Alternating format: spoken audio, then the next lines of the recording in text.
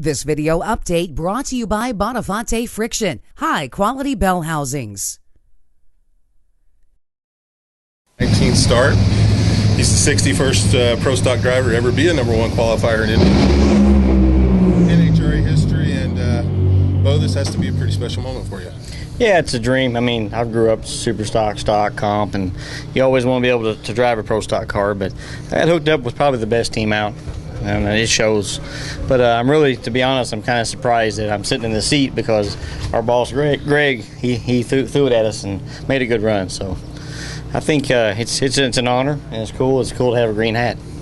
What does it mean to you that KB Racing has led every single session of the season so far?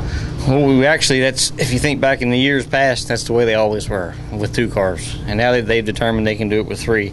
And I'm sure, like I say, the gap will closing up, but we're going to keep working too. And they've definitely found something for an advantage to us, and it shows. How did you guys get out to such a head start when you started a bit later than everybody did? Well, they were a little bitter about the rule change, a few of them, because it really affected KB more than it did a lot of people.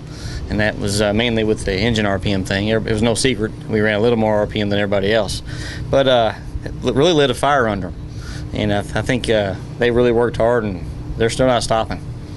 Now, I'd heard some that you guys were so far ahead of everybody in the horsepower department that when they did this, they forced you to go back, and you were still ahead of everybody. Is that about accurate? I don't know anything because I'm in Louisville, Kentucky, and they're in Mooresville. But I do hear things, but I don't try to ask those questions because if I don't know the answer, I can't give any secrets up or anything. But like I say, there's 18 guys that work full time, nonstop, and each and every one of them are a part of it.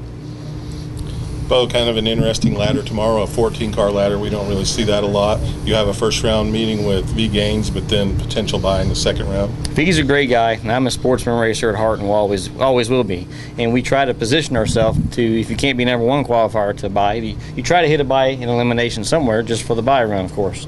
But I think it's going to be a big advantage if you get past first round, whether V or myself, to have that buy run, because it's going to be probably the hottest time of the day. The track probably be the toughest it'll be, but that's huge, and you never hear it happen in pro stock. How hard is it not to look ahead to that?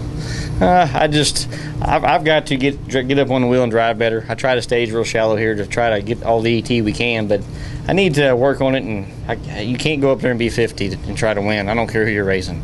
So we'll do what it takes to win, but I'd like to get past V and like to get to the final and win. That's our goal. That's why we leave the house. Any other questions for Bo?